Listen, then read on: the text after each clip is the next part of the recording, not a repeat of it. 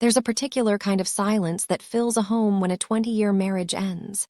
It's not peaceful, it's accusatory. Every quiet corner screams of a future you planned but will never have. My silence was broken by a text message on a Tuesday. My husband, the man I'd built a life with, was leaving. Not for a mysterious stranger, but for a ghost from his past, his high school crush, rediscovered online. He said he was finally choosing happiness, as if our decades together were just a placeholder. His happiness required my annihilation. He got his wish. He just never imagined what I would build from the ashes. Hello. Welcome to Hurt Stories. For 22 years, I was Catherine. Not just Catherine, but Mark's wife, Sophie and Ben's mom. The reliable one, the planner. My identity was a beautiful, intricate mosaic where every piece was about service, about building a stable, loving world for the people I cherished. Mark and I met in college. He was the steady, kind engineering student. I was the overly ambitious literature major who secretly feared her dreams were too big. We balanced each other, or so I thought. Our life was a testament to shared effort. The house in the suburbs with the garden I tended. The photo albums charting first steps, family vacations, Christmases. The quiet comfort of a Saturday morning, reading papers in companionable silence. I had put my own writing career, the novels I wanted to craft, on a perpetual shelf, first for the Bobbies, then for the PTA, then to support Mark's ascendant career. It was a choice I made with love, believing our partnership was the ultimate creative project. I was the chief operations officer of the family, managing logistics, emotions, memories. I thought we were co-authors. I didn't realize I'd only been writing footnotes in a book he was preparing to close. The disconnection, in retrospect, had a digital glow. It started with him being more plugged in on his phone, with nostalgic chuckles at old yearbook photos he'd dug up online. "Remember this era," he'd say. I thought it was a harmless midlife reminisce. Then came Jessica, a name from his senior year. They'd reconnected in a Facebook group for our old hometown. It began with likes, then comments, then private messages. He mentioned her casually. "Jessica's a freelance photographer now, seems like she's really lived," with a tone of vague admiration that felt off. I dismissed my unease as insecurity. After 2 decades, you trust the foundation. The foundation, it turns out, was made of sand. He became distracted, emotionally absent. Conversations about our daughter's college applications or our aging roof were met with a glazed-over look. He was living in a parallel digital universe, a portal to a past where he was 18 and full of hypothetical potential, untethered by mortgages and marital compromises. He was having an emotional affair with a memory, and I was the inconvenient reality blocking the screen. The end wasn't a fight. It was a bureaucratic severance. It was a Tuesday afternoon. I was folding laundry, a mountain of his t-shirts and the kids' old hoodies. My phone buzzed. It was Mark, texting from his home office 30 feet away. "We need to talk later. It's important." My blood went cold. You don't send that text from the next room unless you can't bear to see your partner's face when the words land. That evening, after I mechanically served a dinner nobody ate, he led me to the living room. He didn't sit beside me. He stood by the fireplace, a man delivering a boardroom presentation. "Catherine," he began, his voice frighteningly calm. "I've done a lot of thinking. I love you. You're the mother of my children. But I'm not in love with you anymore. I haven't been for a long time." The clichés fell like hammers. I feel like I've lost myself. We've grown apart. I need to find my happiness. Then the pivot. I've reconnected with someone, Jessica. It's made me realize what I've been missing, a sense of excitement, of who I was before life happened. Before life happened. Our life. Our children. Our home. My entire adult existence was relegated to life happening. an unfortunate administrative delay between his teenage dream and his midlife awakening. I asked the hollow, necessary questions. Was it physical? Not yet, but he wanted the freedom to explore it. How long? A few months of intense connection. What about us? He was sorry, but he couldn't live a lie anymore. The numbness was absolute. I didn't scream. I didn't cry. I looked at this man, his familiar sweater, his newly gym-toned body, the face I'd loved since I was 20, and saw a polite stranger executing a hostile takeover of my life. His final offer was a masterpiece of cowardice. He would move out to his brother's cabin to give us space. He'd be fair with the finances. He hoped we could be amicable for the kids.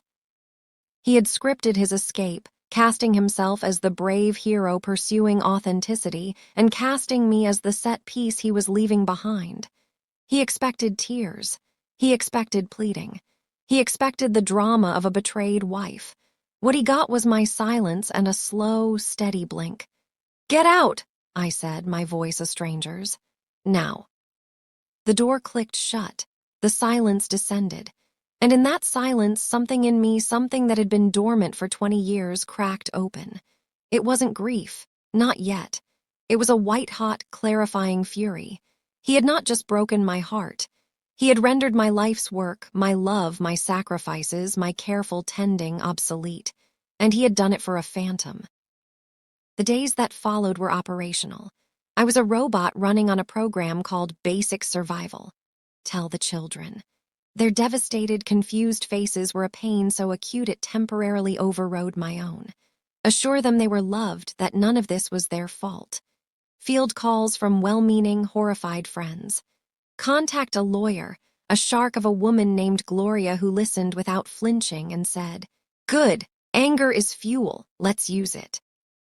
The grief came in tsunami waves. Usually at 3 a.m. It wasn't just for him.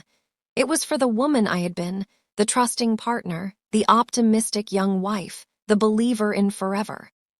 I'd bargain with the universe, take back the last 6 months. Let me be oblivious again. But the knowing was a stain that couldn't be washed out. I was bombarded with well-intentioned but infuriating advice. "You have to let him go to find yourself," they'd chirp. But I hadn't lost myself. I had been devalued. My role had been declared redundant. The narrative was all about his journey. I was the backstory. Mark, in his new freedom, was gallingly considerate. He'd text about logistics, signing off with "hope you're holding up." His pity was the final insult. He was playing the role of the sensitive liberator, while I was in the trenches of dismantling our life. One night, I found myself in my daughter Sophie's room, looking at her bookshelf. My eyes landed on my old, battered copy of Jane Eyre from my college days. A slip of paper fell out, a list I'd made at 21. Novels to write. 5 ambitious, ridiculous, beautiful titles. I had completely forgotten. Holding that yellowing paper, the white-hot fury refined into something else, a cold, determined purpose. He had chosen a fantasy from his past. Fine. Then I would choose a dream from mine. My next move wasn't conceived in a moment of blinding inspiration. It was engineered, brick by painful brick, in therapy sessions and late-night legal strategy calls with Gloria. The first pillar was financial sovereignty. Gloria was ruthless. "He wants to be fair." We defined fair. We went after everything. The full value of my non-monetary contributions, the hidden assets, the future earnings. This wasn't greed, it was restitution. The money represented the time, the labor, the career sacrifices I'd made that had enabled his success. It was the seed capital for my new life. The second pillar was narrative reclamation.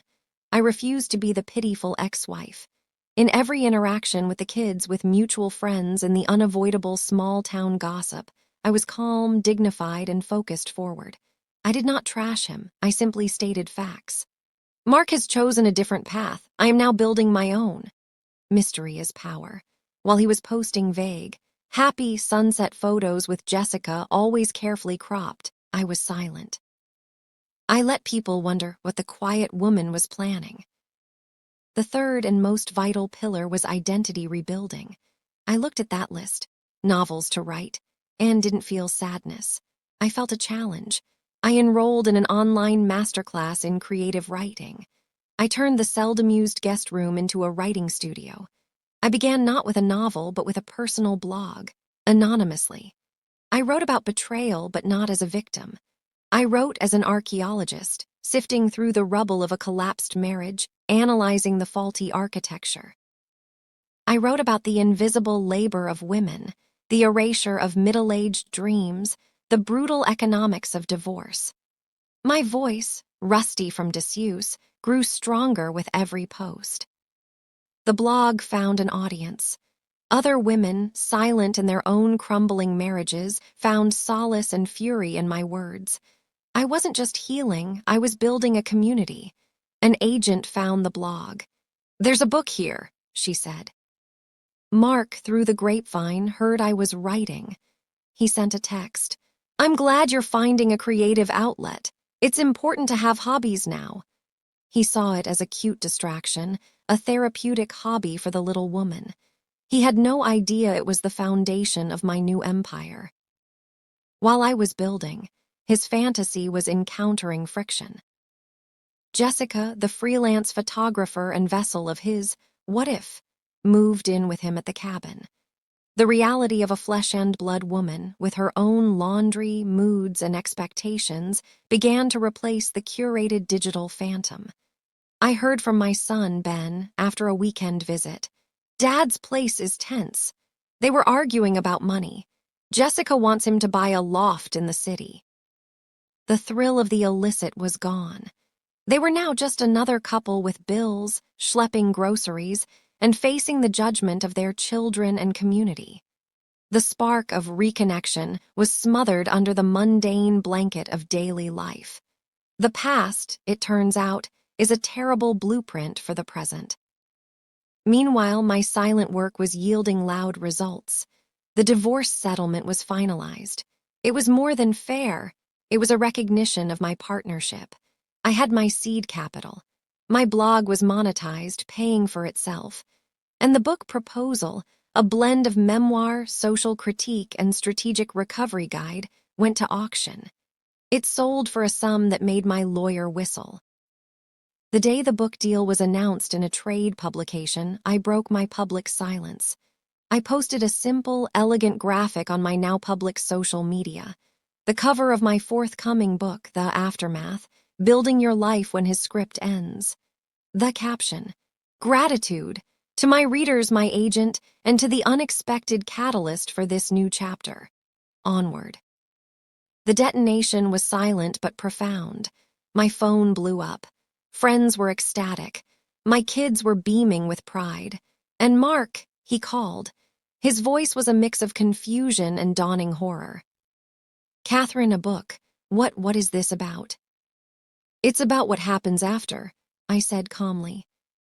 You're not writing about us." "I'm writing about me," I corrected. "My story, my analysis, my recovery. You are a character in it, certainly, but you are not the author. I am." The power had irrevocably shifted. He was no longer the protagonist leaving for a grand adventure. He was a supporting character in my origin story. His relationship with Jessica fractured under the weight of this new reality. The narrative was spoiled. He was no longer the brave man who'd sacrificed for love. He was the guy who'd left his wife and was now the subject of her best-selling book, for it did become a bestseller. The town's sympathy, which had been somewhat divided, solidified behind me, the woman who'd been discarded and had responded not with collapse but with creation. He asked to meet for coffee. He looked older, deflated. The gym physique couldn't compensate for the slumped shoulders. "I didn't expect this," he admitted, stirring his coffee endlessly. "Any of it. I thought you'd, I don't know, be sad, get a small apartment, find a quiet job. I thought I was the one who was going to have the big, exciting second act." I let the words hang, the profound selfishness of them laid bare. You were the catalyst, Mark, not the author, I repeated. You forced a choice on me, collapse or create. I chose create. Your mistake was believing your choice was the only one that mattered. He confessed, haltingly, that it was over with Jessica. It wasn't real. It was just an echo. The fantasy had evaporated, leaving him alone in the wreckage of 2 relationships, while I stood in a new, self-built house. He didn't ask for forgiveness. He just looked lost. What do I do now? I felt no schadenfreude, just a distant pity.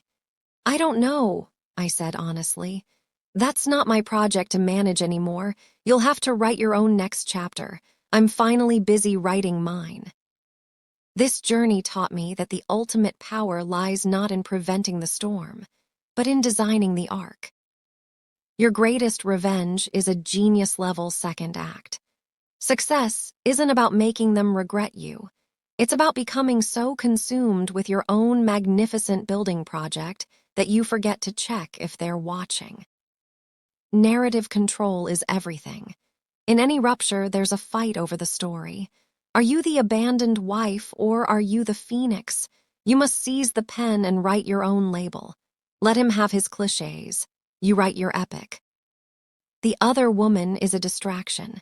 She is not the cause. She is a symptom of a disease within your partner. Focusing on her gives her power she doesn't deserve. Your battle is not with her. It's for your own sovereignty. Use the fuel. The rage, the humiliation, the sheer unfairness. It is potent energy. Do not waste it on crying or screaming at a void. Channel it into your business plan, your workout, your manuscript, your degree. Let it be the rocket fuel for your launch. Your past self is your greatest ally. That young woman you were before marriage with her own dreams and quirks, she isn't gone. She's been waiting in the wings. Reconnect with her. She holds the map to your authentic future. Today, I live a life I could not have imagined on that Tuesday. I am Catherine Lewis, author. I speak to rooms full of women about resilience and financial literacy. My home is different, smaller, filled with my books, my art, my peace. My relationship with my children is deeper, forged in honest fire. Mark is figuring it out. We are civil for the kids. He sees me now, truly sees me, for the first time in years, not as a function, but as a force. The respect in his eyes is the only apology I'll ever need.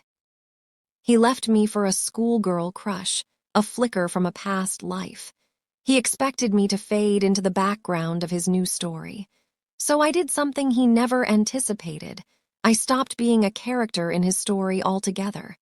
I became the author of my own. To any woman hearing a similar silence, feeling the ground give way, your next move is yours to invent. Let him have his fleeting fantasy.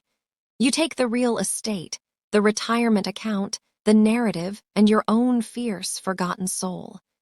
Then build something so spectacular that the view from the top makes his entire escape look like a very small step in a very wrong direction. The best move isn't a checkmate against him. It's choosing a new game entirely and realizing you were always the grandmaster. Thanks for listening. If you want to hear more story like this, please like the video and subscribe the channel. Hit the bell icon to get notified.